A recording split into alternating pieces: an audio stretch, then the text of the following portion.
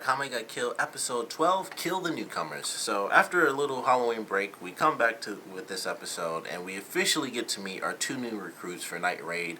Susanoo, who we definitely got to see kind of go all out in the last episode, and we also get to meet Chelsea, who we find out is actually sort of like the new stealth member of the team, and she doesn't actually have a fighting style Imperial arms. Her thing is totally stealth, which she utilizes at the end of the episode when she's acting as like the angel character. I'm assuming that was her because otherwise there's like a whole new element now with that guy being evil. So I'm assuming that was Chelsea at the end of the episode.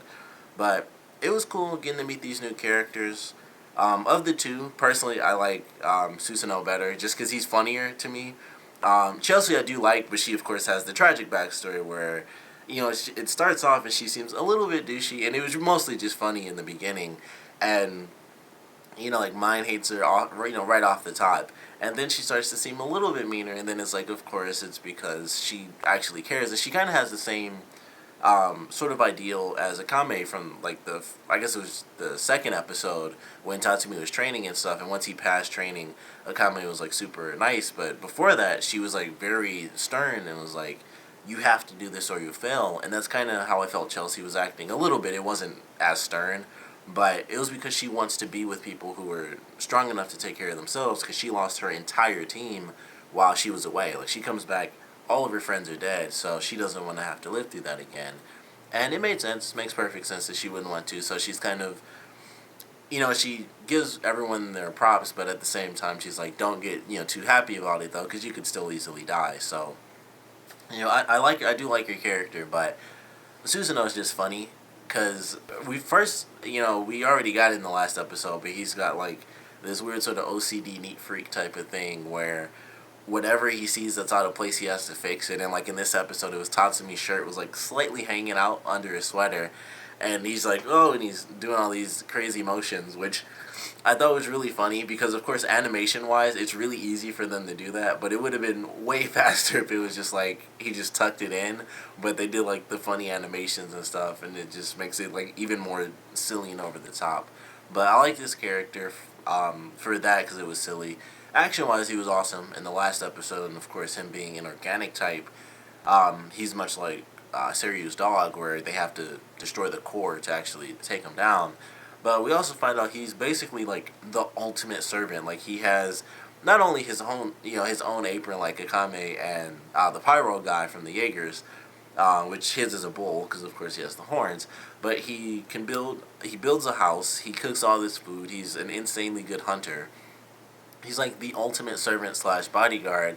And I love, of course, we find out that he reacted because the leader of Night Raid, she goes in and she's like, oh, he just reacted automatically. And then like, yeah, his former master was like a really great guy, and of course that gets everyone laughing, and I knew it was going to be a guy. As soon as they said it, I was like, it's going to end up being a guy. And it was still funny. I was like, that's just a nice little scene. And she's freaking out because he activated because she looks like a dude. But I thought it was pretty funny. I definitely enjoyed that. And mine trying to get at Chelsea and stuff, I thought was pretty funny because of course it leads Tatsumi to having a pretty interesting conversation with Chelsea, which gives us the reveal about her friends and everything like that. But also it gives us the nice funny little scene where she's like, if you try to peep again, I'll cut it off, and Tatsumi freaks out. But that was nice. And the scene that we had at the end, towards the end of the episode with Seryu, I feel like they're making her like I feel like she's not gonna be as dangerous as Death, because it's as Death, she's just gonna be super powerful. But I feel like they're making Seryu like the most evil person on the show. Like, she keeps losing people, and it's like she lost her parents, she lost the colonel, she lost the scientist, and so she's crying and stuff, and as Death has to like comfort her, and it's like, man, all she wants to do every time she's super sad is like kill a bunch of people because she thinks they're the bad guys. And it's like, man, it just makes her more and more aggressive, or it's going to, at least once they encounter each other again. It's going to make her like even more insane and kind of, bloodthirsty. So I'm looking forward to it, but every time, like in this episode, when something happened to her, I'm like, they're just making her, worse and worse. Like mentally, I feel like she's just going to be flat out unstable, which she already was, and I talked about this multiple times because of her, introduction. Super nice and everything because she didn't know Tatsumi was a part of Night Raid. Very nice episode, her fighting Mine and Shell. They had her looking like a demon, like she had like the craziest grins and all this insane stuff. So, she already has that switch in her, but they're just making it, stronger and stronger. So every time she loses someone, it just kind of makes her seem like she's going to be even tougher for them to fight because she's going to have so much rage. And plus, she's tough in general. It's just going to make her even harder to defeat. But I thought that was cool. I was surprised that the Jaegers were even in this episode because it didn't happen until like towards the end of the second half of the episode. So that really surprised me in general that they even went to the Jaeger side of the storyline.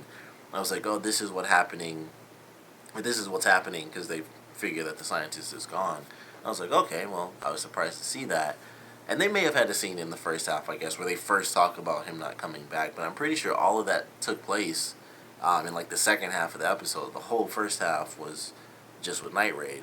But it was still cool to see that. Of course, Wave has a nice funny scene where he's like, he has to go and help Seiryu, and then he's like, put all your weight on me and stuff. And he sees her in death, and it's just like, oh, I got nothing.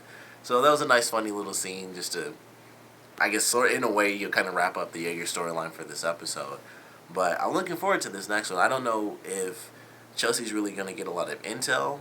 And like I said, I'm assuming that it's still her. It could easily be the actual Angel character. But, I don't know. Because the way they did it, we didn't see anything happen. We didn't hear Chelsea get the mission, get the mission or anything like that. So if it is her, we're going to get like some flashback stuff in the next episode, I would assume. Because otherwise, or they might just do it in passing, like she'll get busted or an escape, and then it'll be like, this is what happened to the actual guy.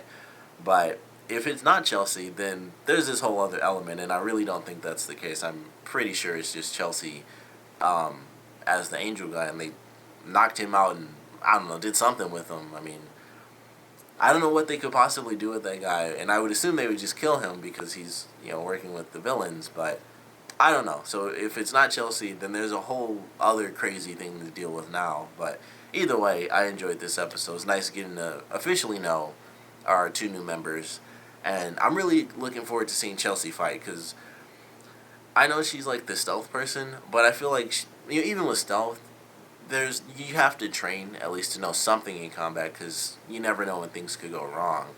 And I want to see her in a fight. I feel like she'd be good at evasive maneuvers because stealth, that's kind of what it's all about. So I'd love to see her in a fight. Maybe not against Death because she'd probably die automatically if that were the case. But, maybe someone, anyone that she could end up surviving against, I don't know. But she can turn into anything. I don't know if that technically means she could turn into like a cheetah and, take off super fast. But hopefully that's what it means. And then that just kind of adds to her ability to fight if she actually can turn into animals. Because she did say I can turn into anything when she was messing with Tatsumi at the in the bath scene.